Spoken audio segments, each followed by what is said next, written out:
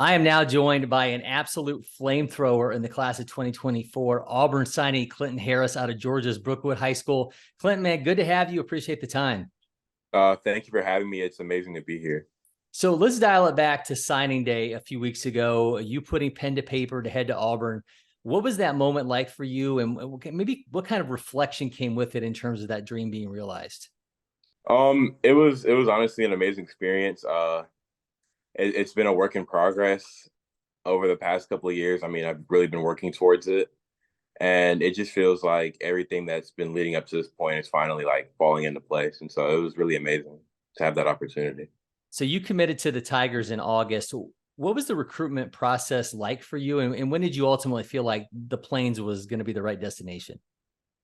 The recruiting process was kind of all over the place. Towards the end, there were a couple schools reaching out, but once they had me on campus, I kind of fell in love with the campus and really the team and the coaches. I mean, obviously, Coach Butch is a great guy. The new guy they have over there, Coach Seifert, he was an amazing guy as well. And then Coach Maker did most of the recruiting, but he was a really nice guy. He got along well with my family, so it just felt like the right place to be. Obviously, they've done a fantastic job of developing pitchers. How much did that play into it?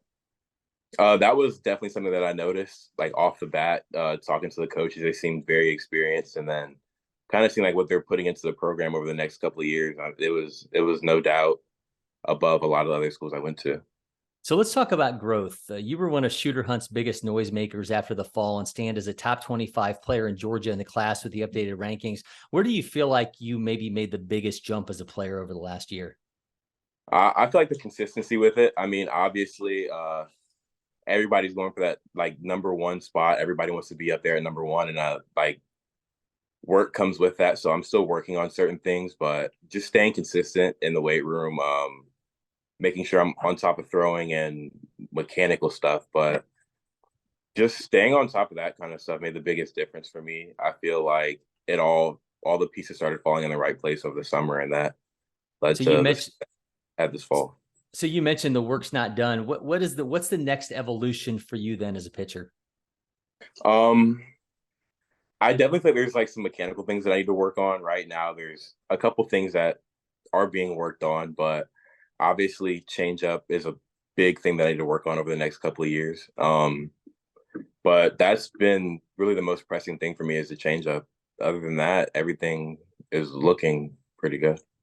The fastball is up to 95. I mean, do you have triple digit aspirations? And if so, what's the game plan to make that happen? Yes, sir. I definitely do have aspirations to get there eventually. But the biggest thing for me is I don't want to rush it. I'm not praying for it to happen tomorrow. I just want to stay as healthy as possible during the process of getting to it. But obviously getting stronger, figuring out like what tweaks I can make to get there. Those are the two biggest things that I'm trying to focus on right now. So you mentioned the work with the changeup, and when you throw as hard as you do, how key is tunneling and making everything consistently look the same so guys aren't sitting on that fastball? I mean, it's definitely very important because no matter how hard you throw, I mean, somebody's gonna catch onto a fastball at some point. Like if I'm throwing to my little brother, he'll catch onto a fastball at some point. And so being able to have something that moves in a different direction or something that looks like a fastball but can move a different way is really important. And that's one thing that I definitely feel I need. So if you throw your brother enough 95-mile-an-hour fastballs, is he going to catch up to those? Probably not right now, but I feel like at some point. How old is he? 13 years old. Okay, maybe someday, but not right now. All right, so Yeah. let's get into the arsenal a little bit. You've got a ball. Take us through your grips and show us how you do what you do. To start off with my fastball, I don't like choking on the ball. I kind of grip it loose, about like right here, have a little bit of space back here. But I throw mainly a four seam and try to work it in the top of the zone. So good for that. And then next, probably my least used pitch is my changeup. I throw kind of a circle change. I dominantly throw with these two fingers. Still a work in progress, obviously. But then breaking ball, I throw a curveball right now. I'm working on a slider, but right here, this is what I have for a curveball. It's just pretty standard grip. What's that slider grip that you've been playing with? I haven't really messed with it a whole lot, but kind of right here on the ball. I've been feeling a few different grips. It's not really something that I've been focusing on a lot, but it's something that I'm giving thought into. Yeah, so you've got that curveball. You work into the mid 70s. You got the changeup that's in, around the 70s, the low 80s. Is that curveball the best secondary pitch? And when you think about what that slider could be, I mean, what's the thought process behind potentially working that in?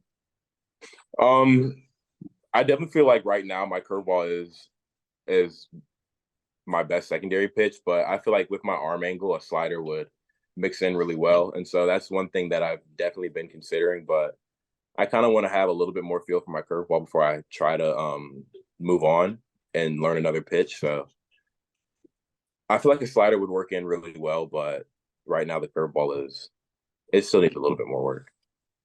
Look, if we're having conversations about the best pitching staffs in the nation, I mean, I think your Brookwood Broncos have got a case here. There's Florida signee Jackson Barbary, who's the 7th ranked player in the state, Georgia-bound Charlie Foster, who's a top 5 lefty. And you're throwing, by the way, to Preston Bond, who's a Georgia signee and one of the top ranked catchers in the class. How good do you think that this staff has a chance to be? I think we have a chance to be amazing. I mean, the guys that you've named, all of us have been together since I think elementary school, if not before then. And so like the team chemistry has always been there. And now that we have like the pieces coming together, obviously we have a lot of younger guys, but kind of like the leadership of our team, I feel like will take us really far in the playoffs. How do you guys feed off of each other? I mean, when you have that much talent on one staff, I'm sure there can be a little bit of, okay, you did this, I'm about to go out and do that. I mean, how do you guys kind of feed off of each other? I mean, I feel like everything is kind of like a friendly competition. So like if one of us go out and we do great, like the next guy's trying to do better than them and the next guy. And so like when one guy's doing really well, everybody's trying to like do better or like base their performance on that. And if a guy isn't doing so well, everybody else is trying to like pull them up and pull them along. And so I feel like the competitive aspect of the team is what keeps us going and will keep us going. Well, certainly a team to watch, a rotation to watch, and a player to watch. Clinton, man, wishing you and Brookwood the best of luck this upcoming season. Stay healthy and congrats again, man, on signing with Auburn. Yes, sir. Thank you.